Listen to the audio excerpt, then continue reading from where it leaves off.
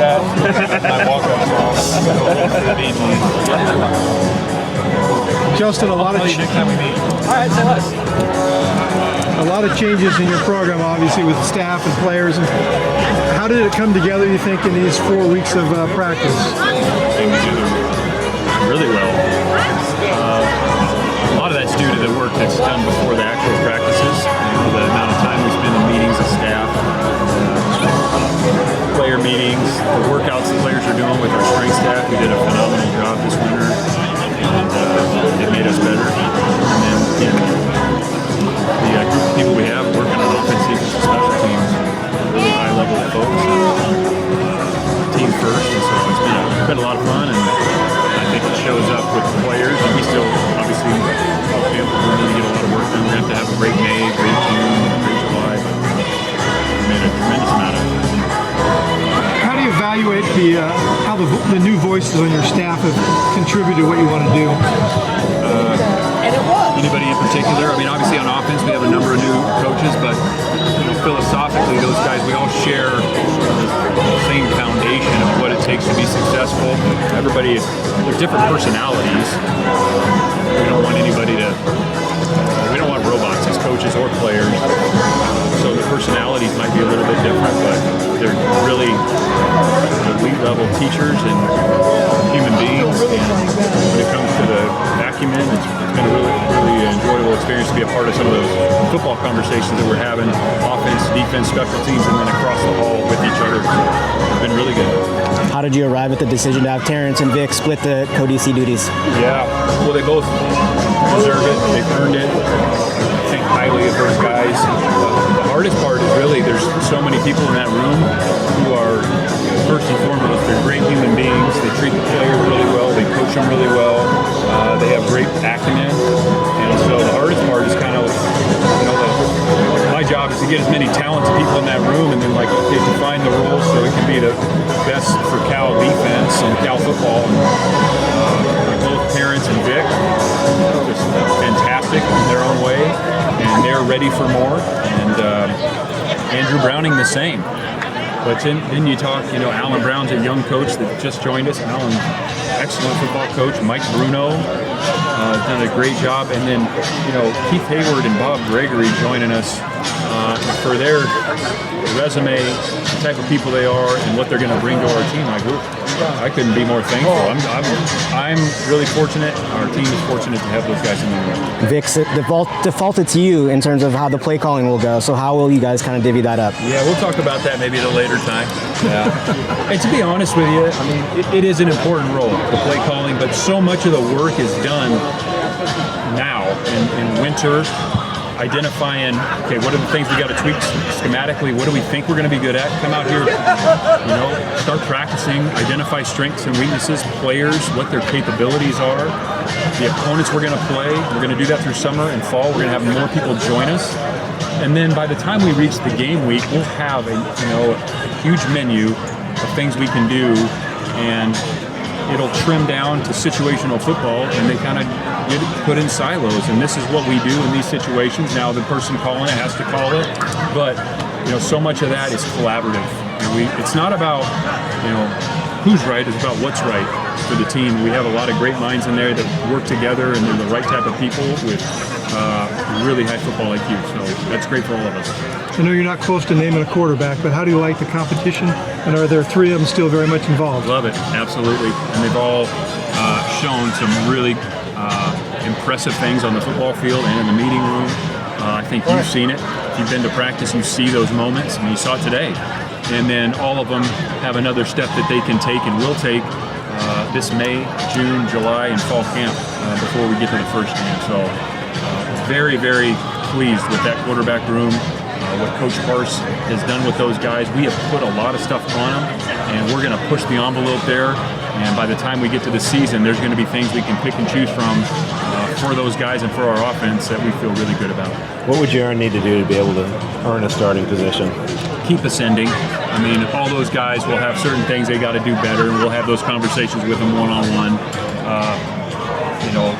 Again, he has done some really good things as a young player being in here. Just got here mid-year. He's got some special arm talent. He's growing as a football player. I mean, a lot of this is new for him when you talk about just breaking a huddle, calling a play. But he has learned very quickly, and so he's doing a great job. We just need him to stay on the track that he's on to continue to get better. And the same goes for those other guys. And it just might be a little bit something different for each of them. What are your overall thoughts of how the spring practice is going? I think it's gone really well. I mean,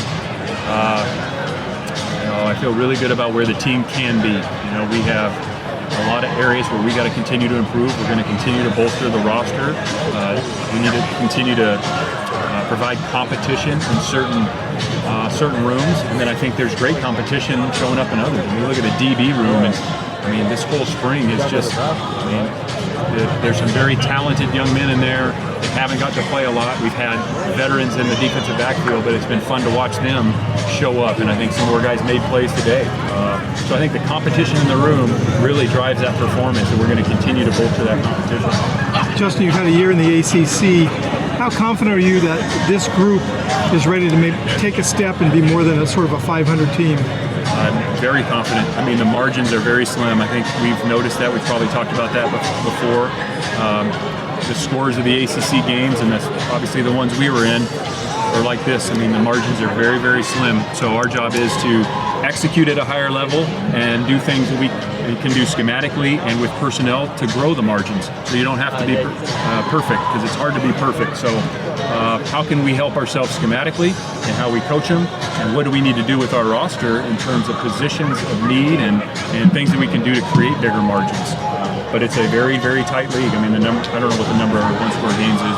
You could probably do a good article on that, but there's a bunch of them. But I feel really good about where we can be. We just have to, we have to make the most out of what's in front of us, and it's starting with late April and May. You mentioned the experience on the staff. How do you lean on them situationally while still having your imprint on this team at the end of the day? Well, again, we have fantastic people, offense and defense. I mean, just look at the resume; really impressive. And we are all very fortunate. It's great to have that many great minds in the same building. And again, it goes back to guys having fundamental beliefs in how teams are built and what it is to be a football coach. And it's not about whose idea it was. It's not about who is right. It's about what's right for our team. And my job at the end of the day is to make the ultimate decision. But to have that group of people working together and to watch them work together with they're very low ego, high output people, and we value that to the utmost degree. So it's great for all of us. It's great for our players. It's great for me, and just really pleased that all those guys are here. Because I could go through each and every one of them, and the resumes are really impressive. We all know that. And then with Vic's elevation, I believe his focus is redirected away from special teams. I was curious how you want to tackle that in the future. Yeah, there's some things that'll be determined there. We're not ready to announce that yet. Some of the remaining duties regarding special teams and on defense we'll be continuing to work through. But I feel very good about, again, Vic and the guys we have on our staff. If we need to make some adjustments there. Cade and Nate Burrell were around the last couple of days. Anything serious, long-term? How would you describe it? Cade's going to be fine. We'll get that going. Nate's just got to undergo some tests, but he nothing to announce today. We'll announce that at a later time if we have some more information. The spring portal opens next week. Yep. What is that going to look like for you guys? Busy. Yeah, a lot of evaluations, a lot of discussions. Yeah, just there's always something you're looking at. What can we do to provide more competition in the position rooms, and who can help our team? We're going to evaluate everybody, and anybody that fits in here at Cal and can help us on the football field, we're going to aggressively recruit. What's something that stood out to you from spring ball? Something that we want to continue. One thing. That's a hard question. One thing that stood out is the players' attentiveness to meetings, walkthroughs. Because what you see out here on a practice day, that's a fraction of what they're doing. It's the weight room, strength and conditioning, it's walkthroughs and meetings. It's for every hour of practice, there's 3 or 4 hours of film, meeting, walkthrough. There's a lot that goes into that. So I really it takes a special person to be able to focus in those moments because everybody loves playing, but to be good at playing, you got to be really good before you can get on the field. So we've really tried to stress that, and the best teams are great at the details, and so I appreciate how they've approached the things you don't see.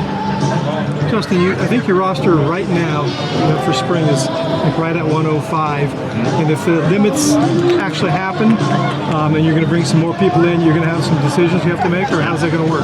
You got it. Yeah, it's very competitive. The 105, as of today, is the roster limit. That roster limit will be enforced, I believe it's a week before the first game, so it's a ways out.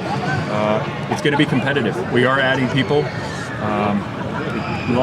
The days of having 118, 20, 130 are gone unless they change the settlement.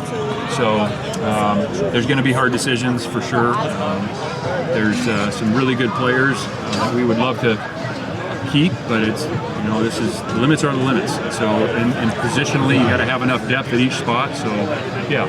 Are you saying that you can go into fall camp with more than that? Yes. You just have to get down to 105 by whatever week date. Before the first game, somewhere in there. It's like late August. Yeah. So you can enter fall camp with more than that. Yeah. Just this 1 year. Correct. As of now, I mean, again, something could have broke during practice that I don't even know about regarding the house settlement. But as of right now, that's what it is. Yes. This is probably the biggest staff turnover you've had year over year. I was curious, what's the most surprising part about this group that you're now working with? We've had great staffs here. We've had guys that have moved on to, some unbelievable opportunities for them. We've had a lot of excellent coaches here, and now because of the change in the rules, where the staff members can now coach and interact with the players. In prior years, you could only have the GAs, and that's now changed. I don't know how much you're aware of all that, but essentially you can have more people interact with the players and coach them. So, Bob Gregory is here. Coach Gregory is going to have a huge impact on our defense and a huge voice, and we have the opportunity for him to interact with the players. And so, to compare them, it's hard. I don't like comparing people. It's like, pick your favorite family member. But if you just said, I would put our staff in terms of a combination of human beings, people, great human beings, and their football IQ, coaching, how they treat the players. Like, I put them up against anybody. What inspired the baseball jerseys for the staff today? We've had them before. Have you? Yeah. No, I think you guys had them last year. Yeah, we had them last year. Inspiration. I have no idea. There's something. I got enough decisions. This was not one of them. They threw it on my chair. And I thought, that's pretty cool. He's not taking a free jersey. So, yeah. Who would know that? I can point you in the direction. Ask Feaster or Norm. Ask Norm. He would know. You hit a ball 400 off anyway? Me? Yeah.